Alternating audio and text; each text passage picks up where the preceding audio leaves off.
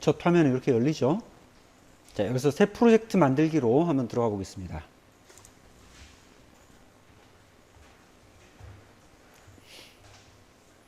자, 새 프로젝트 만들기에서 우리가 지금 하려고 하는 거는 C# 윈도우 데스크톱 앱을 개발하는 거죠.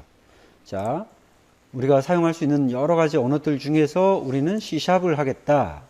그리고 플랫폼은 윈도우에서 지금 실행하는 환경이니까 윈도우를 선택을 하고, 그 다음에 뭐 우리가 뭐 모바일이나 이런 환경이 아니라 데스크탑 환경, 일반적인 PC의 데스크탑 환경에서 사용을 하겠다. 이렇게 이제 선택을 해 보시면 요런 조건을 만족하는 그 여러 가지 우리 이제 윈도우 어플리케이션 또는 무슨 콘솔 어플리케이션 이런 식으로 뭐 여러 가지가 나오는데, 우리가 지금 하려고 하는 거는 요거죠.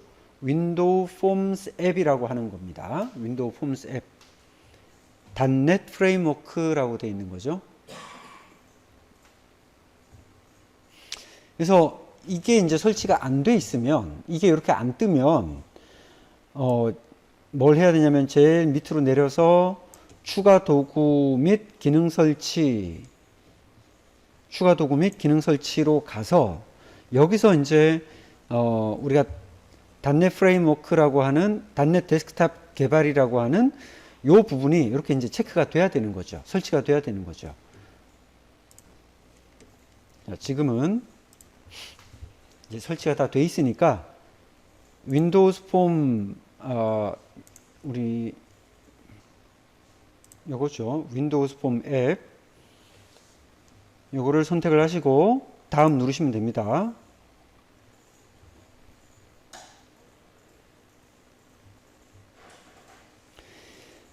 자, 프로젝트 이름은 여러분들이 뭐 여기 이제 기본적으로 이건 기본 이름으로 이렇게 이제 나오고 있는 거고요. 여러분들이 뭐 원하시는 이름으로 뭐 마이 프로젝트 1 이런 식으로 이름을 바꿔 주셔도 되고요. 그 다음에 이게 이제 저장될 위치, 그 다음에 위치 각자 자기 폴더 이름 선택하시고, 그 다음에 솔루션 및 프로젝트를 같은 디렉터리에 배치를 하겠다 하는 체크박스를 체크를 해주시고 만들기를 하겠습니다.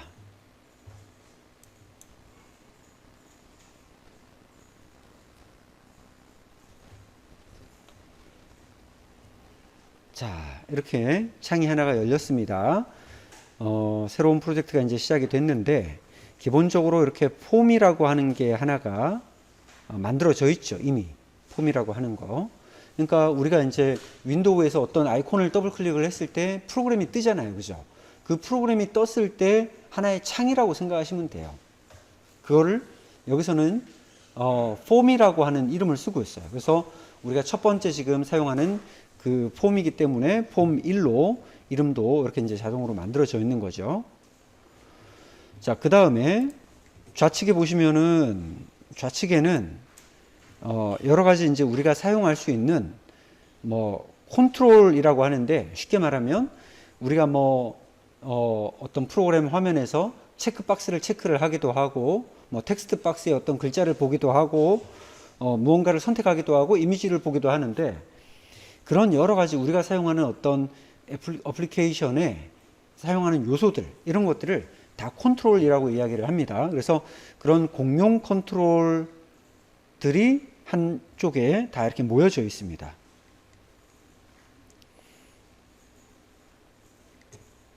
다음에 뭐 조금 이렇게 열어보시면 뭐 컨테이너라고 해서 뭔가를 이렇게 그 묶어줄 수 있는 그런 요소들도 있고, 메뉴, 도구 모음. 그러니까 우리가 어떤 프로그램들 보면 위쪽에 메뉴가 있죠. 그죠? 그 메뉴를 열어서 뭐 파일을 열기도 하고 저장을 하기도 하고 인쇄도 하는데, 그런 것처럼 메뉴 같은 것들을 만들 수 있는 그런 그 요소들도 있고요. 그래서 이런 식으로 우리가 윈도우 어플리케이션에서 사용할 수 있는 여러 가지 요소들이 지금 왼쪽에 이제 도구 상자에 다 이렇게 보이고 있는 거죠. 일단은 기본적으로 여러분들 대부분은 이제 여기 공용 컨트롤에 있는 것들을 많이 사용을 하게 될 거예요.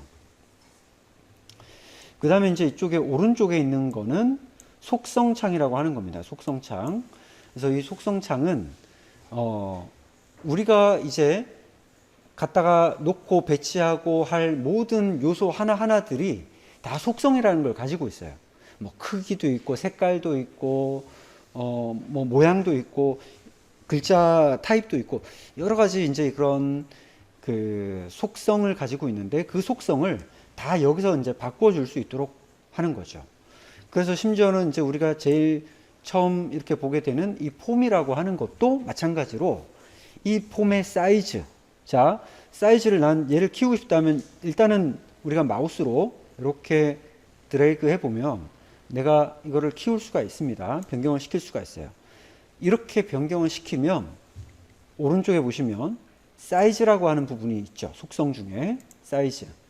이 사이즈에 이렇게 width 가로 폭, 그 다음에 height 높이 이 두 가지 속성이 이렇게 이제 바뀌게 됩니다.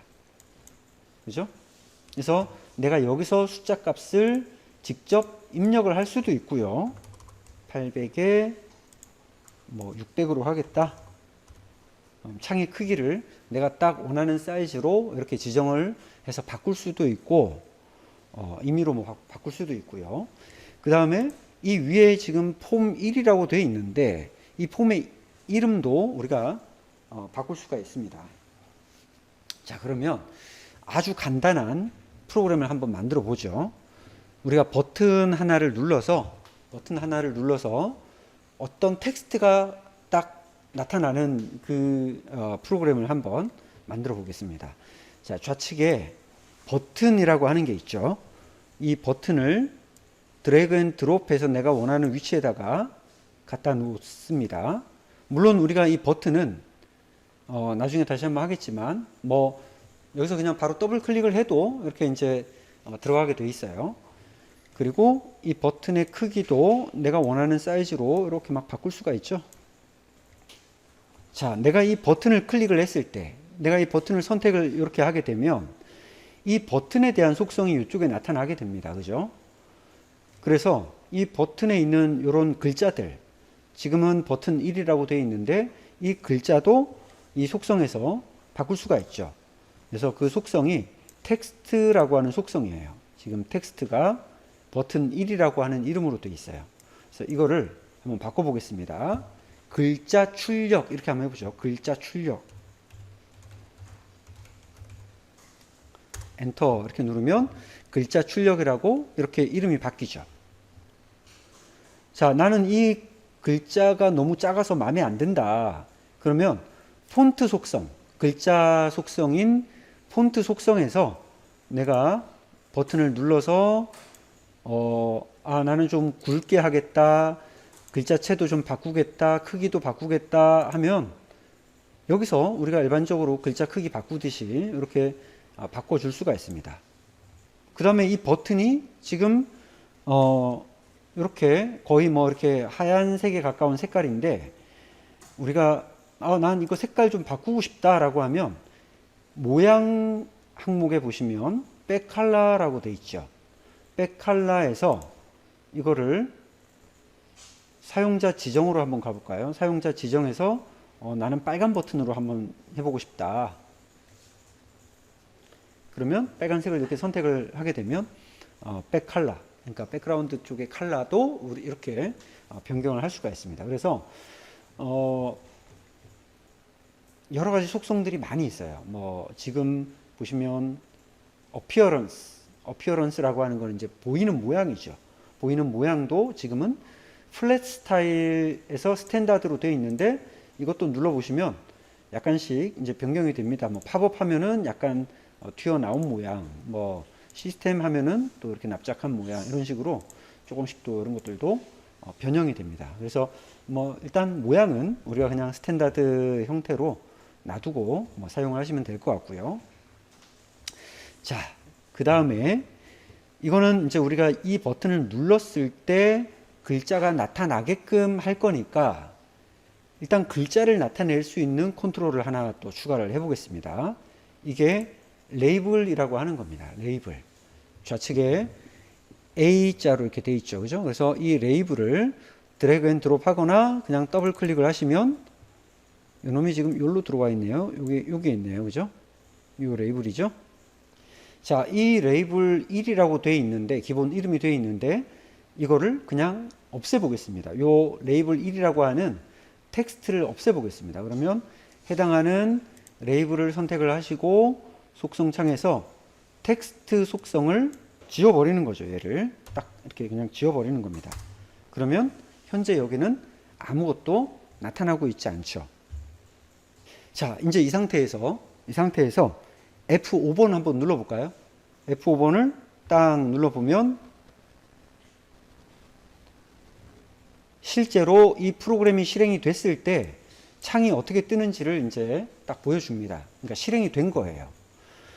프로그램이 하나가 실행이 됐고, 자, 여기서 우리가 뭐 글자 출력이라는 어떤 버튼을 눌러도 아무런 변화는 없죠, 지금은. 그죠? 왜냐하면 우리가 이 버튼을 눌렀을 때 뭘 할지는 아직 프로그램이 안 돼 있는 거예요. 그래서 지금은 단순하게 일단은 화면을 구성한 거예요. 내가 필요로 하는 그 컨트롤 요소들을 배치를 하고 모양을 바꾸고 글자를 바꾼 것밖에 없어요. 지금은 딱 그것까지만 한 거죠. 그래서 지금은 아무 동작도 일어나지 않는 거죠. 자, 일단 창을 다시 닫고, 그러면 우리가 이제 아까 편집하던 창으로 다시 돌아왔습니다. 지금 우리가 쓰고 있는 창은 디자이너 창이라고 해요. 디자이너. 그러니까 화면을 우리가 디자인하는 창이에요. 화면을 디자인하는 창. 그 다음에 우리가 이제 실제적으로 어떤 일을 할지는 소스 코드로 들어가서 우리가 이제 프로그램을 해줘야 되겠죠. 그래서 소스 코드를 보기 위해서 F7을 한번 눌러보겠습니다. 단축키 F7. 자, F7을 눌렀더니 이렇게 코드들이 쭉 나타나는데, 지금 보시면 이미 기본적으로 생성이 되어 있는 코드들이 있어요. 그래서 뭐 유징 시스템, 유징 뭐뭐뭐 해가지고 몇 가지 유징이라고 하는 것을 이용해서 쭉 항목들이 나타나 있고, 그 다음에 아래쪽을 보시면 네임스페이스라고 해가지고 마이 프로젝트 1이라고 하는 이름으로 되어 있죠. 이거는 이제 우리가 아까 프로젝트 처음 생성할 때 만들어준 이름이죠. 그걸 이제 네임스페이스라고 하는 큰 하나의 틀 안에서 지금 이제 관리를 하고 있는 거고, 자, 그 안에 이제 뭐가 있냐면 조금 전에 우리가 자동으로 생성이 됐던 폼 1이라고 하는 항목이 들어가 있어요.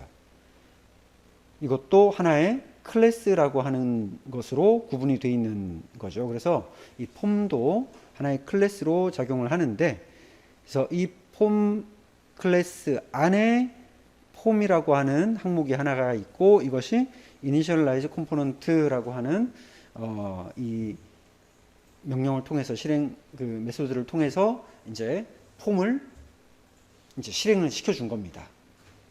자, 우리는 이제 요 안에다가 프로그램을 작성을 할 건데, 자, 그러면 이제 어떤 프로그램을 작성할 건지 다시 이 위에 탭을 눌러서 이렇게 돌아오거나, 또는 여러분들이 지금 이렇게 소스 코드를 볼 때 아까 F7을 눌렀죠, 그죠?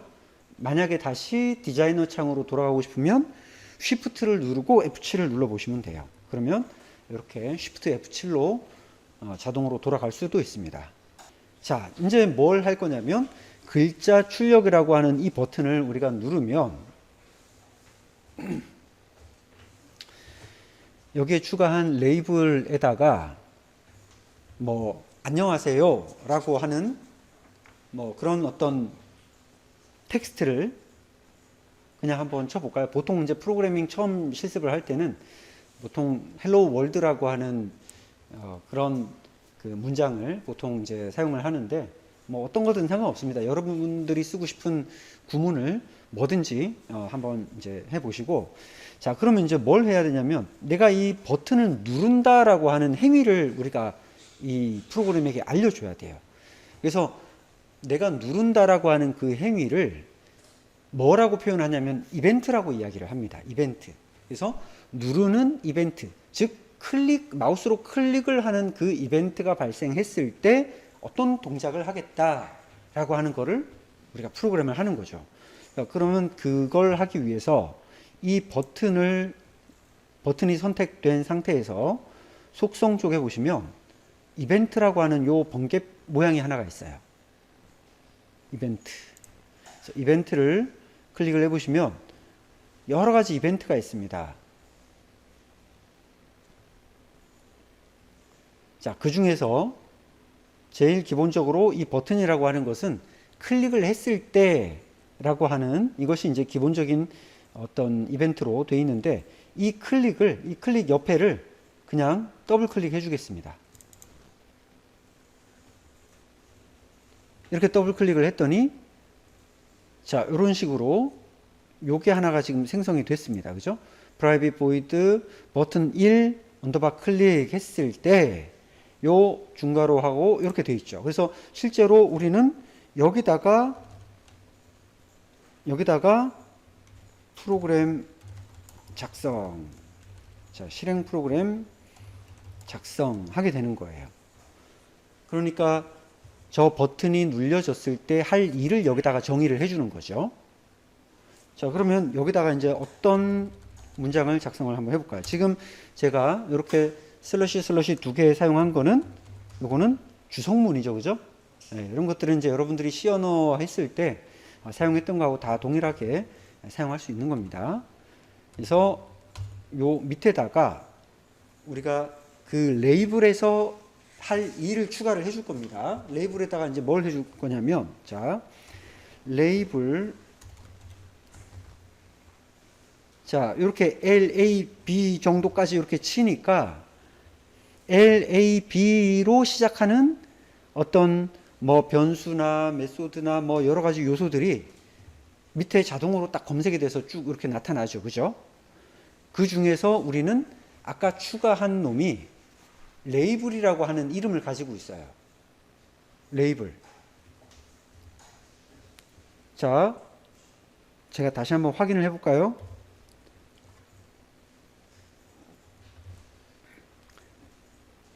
우리 아까 여기에 보면 요 레이블 있잖아요. 그죠? 요 레이블의 속성을 한번 보면 이 레이블의 이름이 레이블 1이라고 이렇게 되어 있죠. 그죠? 그죠? 레이블 1이라고 이렇게 되어 있어요. 물론 이 이름도 우리 이제 나중에 다 바꿔서 쓸 겁니다. 우리가 실제로 이제 프로그램을 할 때는 그 이름을 가지고 프로그램을 해야 되기 때문에 우리가 이제 알아보기 쉬운 그런 형식으로 바꿔서 사용을 할 거예요. 근데 지금은 그냥 그걸 안 바꾸고 그냥 레이블 1이라고 그대로 사용을 하는 거죠. 자, 다시 그러면 아까 디자이너 돌아가서 저 편집키로 돌아가서 자, 여기서 레이블 하면은 이제 자기가 사용할 수 있는 레이블이라고 하는 그 단어를 가진 걸 쭉 찾아주는데 그 중에 우리는 지금 첫 번째 거 레이블 1이라고 하는 걸 쓸 거잖아요. 그죠? 그래서 요게 파란색으로 선택이 된 상태에서 스페이스 키를 한번 딱 이렇게 눌러 보세요. 그러면 그게 선택이 됩니다. 자, 이 상태에서 점 찍으면 요 레이블 1번이 사용할 수 있는 여러 가지 또 속성들을 여기서 선택을 할 수 있는데 지금 우리는 그 레이블에다가 글자를 써주죠. 그죠?